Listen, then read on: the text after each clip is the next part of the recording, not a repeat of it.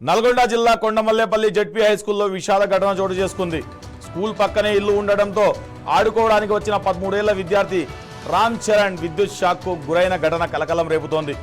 పాఠశాల నేటి ఓపెనింగ్ సందర్భంగా గేట్కు తోరణాలు కట్టేందుకు ఉపాధ్యాయులు బాలుడిని పిలిపించినట్టు సమాచారం.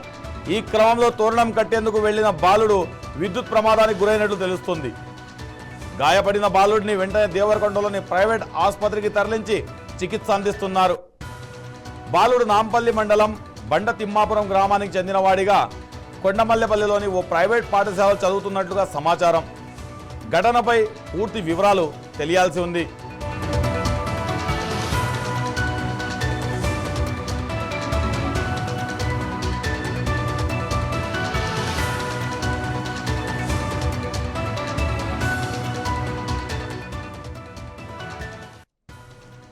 సో దీనిపై మరింత సమాచారం మన నల్గొండ 9+ న్యూస్ ప్రతినిధి శంకర్ అందిస్తారు.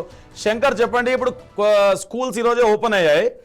అక్కడ కరెంట్ తీగలు ఆ గేట్కి తగిలి ఉన్నాయా లేదా అని చూసుకోకుండా ఈ పనులు అంటే విద్యార్థులకు ఏ విధంగా పనులు అప్పగించారు? సో దీని గురించి పూర్తి ఫ్యాక్ట్ సమాచారం ఏముంది మీ దగ్గర? రైట్ సయ్యద్, బడియుడు పిల్లలు ఉత్సాహంగా పాఠశాలకు వెళ్లాల్సిన రోజే ఒక కుటుంబంలో తీవ్ర విషాదం నిండిందని చెప్పుకోవచ్చు. అయితే ఉపాధ్యాయులు బాధ్యతారహితంగా వ్యవహరించి చిన్నారి ప్రాణాల మీదకి తెచ్చినట్లు నల్గొండ జిల్లాలోని కొండమల్లేపల్లిలోకి అయితే తెలుస్తున్న పరిస్థితి కనబడుతుంది.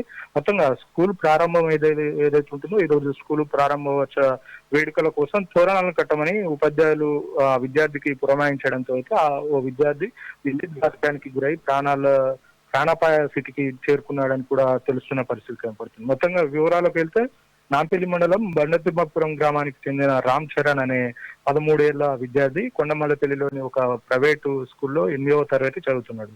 అయితే పాఠశాల పక్కనే ఇల్లు ఉండడంతో అయితే ఈ రోజు స్కూల్ కి రీఓపెనింగ్ సందర్భంగా ఆడుకోవడానికి రామ్ చరణ్ కొండమల్లేపల్లి జిల్లా పరిషత్ హై స్కూల్ ఏదైతే ఉంటుందో ఆ హై స్కూల్ ఆవరణలో అయితే వెళ్లి అక్కడ ఆడుకుంటున్న పరిస్థితిలో అక్కడే స్కూల్ ఓపెనింగ్ పనిలో ఉన్న ప్రభుత్వ పాఠశాల ఉపాధ్యాయులు ఎవరైతే ఉంటారో వాళ్ళు ఆడుకుంటున్న రామ్ చరణ్ పిలిచి గేట్ కు తోరణాలు కట్టాలని చెప్పారంట.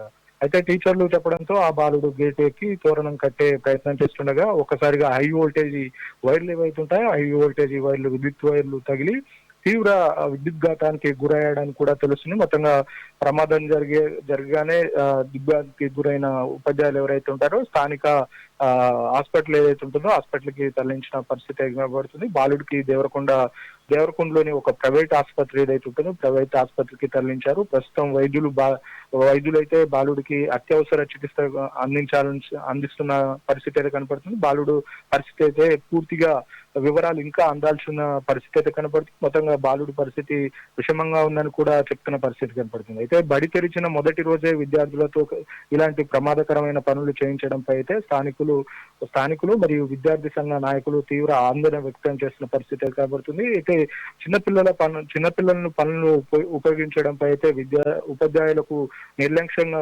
ఉపాధ్యాయులు ఎవరైతే ఉంటారో ఉపాధ్యాయుల నిర్లక్ష్యం అని కూడా చెప్తున్న పరిస్థితి కనపడుతుంది. మొత్తంగా కొండమల్లేపల్లి ఏదైతే ఉంటుందో ఈ కొండమల్లేపల్లి బాలుడు ఎవరైతే ఉంటారో రామ్ చరణ్ 13 సంవత్సరాలు ఉంటాయి. 13 సంవత్సరాలు ఈ రోజు స్కూల్ రీఓపెనింగ్ ఏదైతే ఉంటుందో ఈ ఓపెనింగ్ సందర్భంగా ఉపాధ్యాయులు స్కూల్ గేట్ కావచ్చు స్కూల్ ప్రధాన గేట్ ఏదైతే ఉంటుందో దానికి తోరణాలు కట్టాలని చెప్పేసి అక్కడే ఆడుకుంటున్న రామ్ చరణ్ ఎవరైతే ఉంటారో రామ్ చరణ్ కి పురమాయించడంతో అయితే ఉపాధ్యాయుల మాటలు విని రామ్ చరణ్ అనే యువకుడు ఎవరైతే ఉంటారో ఆ యువకుడు ఆ గేటు ఎక్కి తోరణాలు కట్టే క్రమంలో ఏదైతే ఉంటుందో తోరణాలు కట్టే టైంలో అక్కడ పక్కనే ఉన్న హై వోల్టేజ్ పవర్ వైర్లు ఏవైతే ఉంటాయో అవి తాకడంతో అయితే ఒక్కసారిగా విద్యుత్ షాక్ గురై కింద పడడం జరిగింది. వెంటనే ఉపాధ్యాయులు మరియు స్థానికులు రామ్ చరణ్ ఎవరైతే ఉంటారో రామ్ చరణ్ ని కొండమల్లేపల్లిలోని ఒక ప్రైవేట్ హాస్పిటల్కి అయితే తరలించడం పరిస్థితి కనపడుతుంది. అక్కడ బాలుడి పరిస్థితి విషమంగా ఉందని కూడా చెప్తున్న పరిస్థితి కనపడుతుంది. ఇంకా బాలుడి